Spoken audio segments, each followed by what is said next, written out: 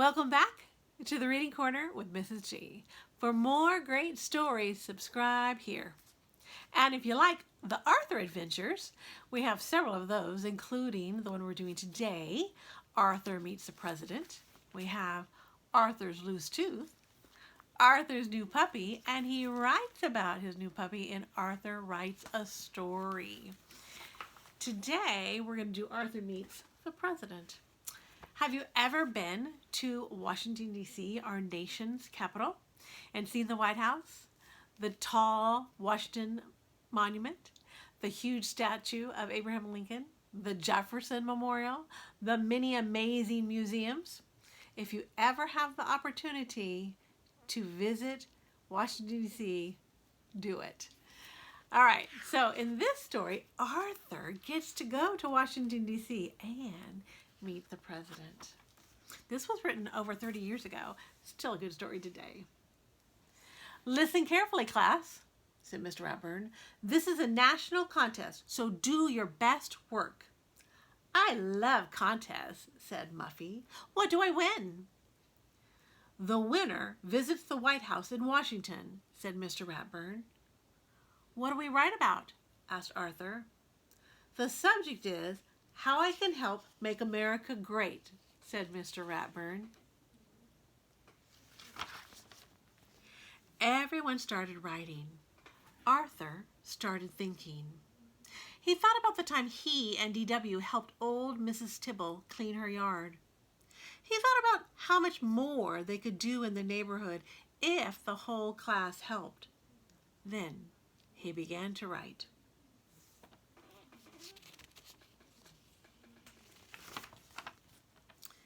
Weeks later, when Mr. Haney, the principal, was opening the mail, his hands began to shake.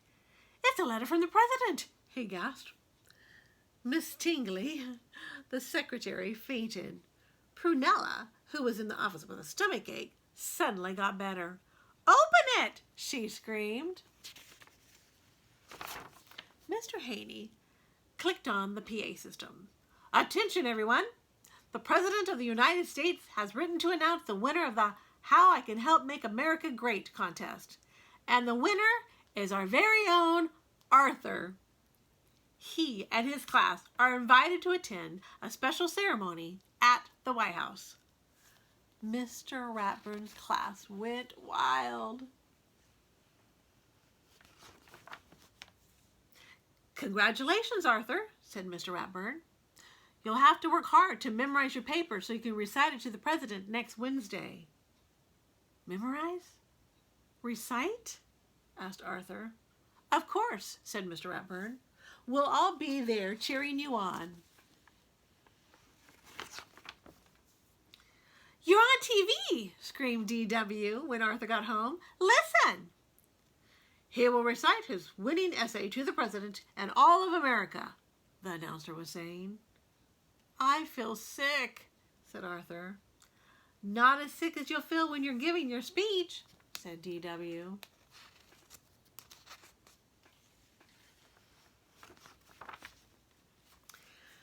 There's so much to do before we leave, said Mother.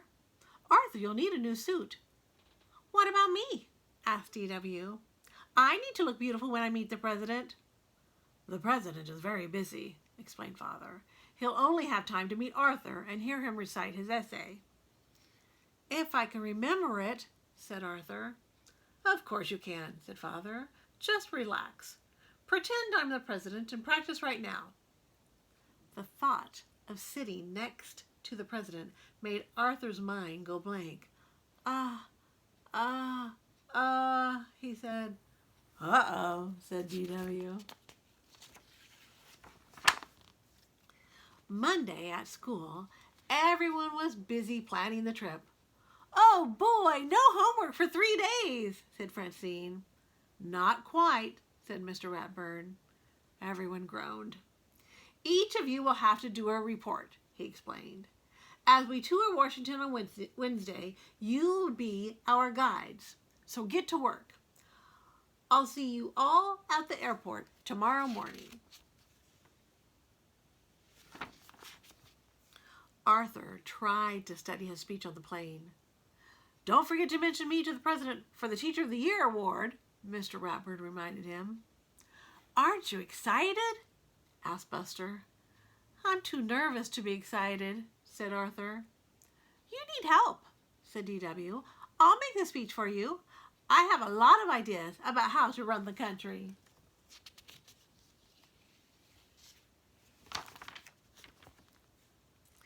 That night, at the hotel, Arthur was too worried to sleep.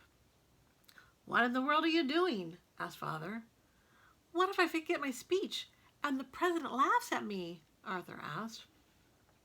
The president would never laugh at you, said Father. Why don't you write your speech on note cards and keep them in your pocket? He suggested, just in case. What a great idea, said Arthur. He felt much better. Now try not to worry and go to sleep, said Mother. The next morning, everyone met in front of the Jefferson Memorial. Arthur, you look so handsome, said Francine. Ready to meet the president? Said Mr. Ratburn. I guess, said Arthur. He reached into his pocket to make sure the note cards were there. Time for your reports, called Mr. Ratburn. Only one more hour until we're due at the White House.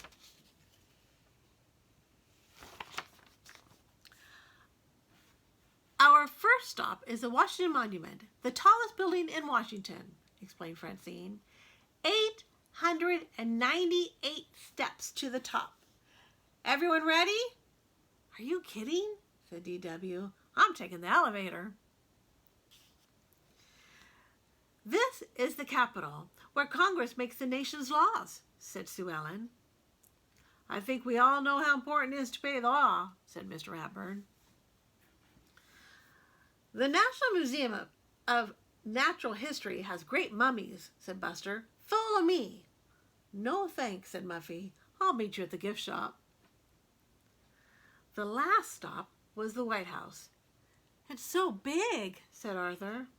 Not as big as Muffy's house, said D.W. The White House has 132 rooms, said the Brain. Every president except George Washington has lived here. It has a barber shop, clinic, indoor pool, theater, gym, and its own library. And the president's office has fancy gold curtains, just like the ones in our living room, said Muffy. Excuse me, said the president's secretary. The president is arriving.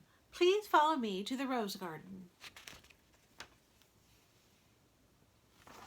Arthur gulped.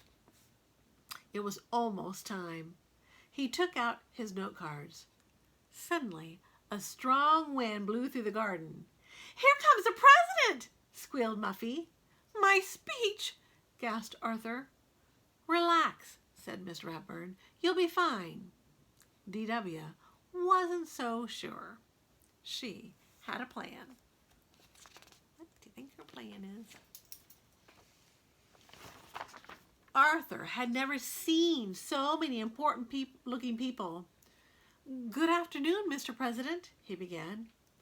When I think about what I can do to make America great, Arthur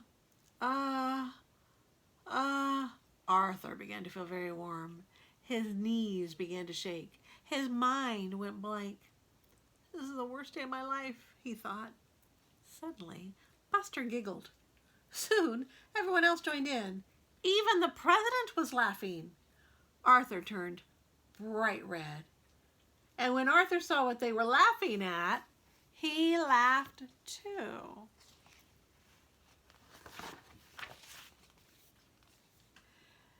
Now, Arthur felt much better.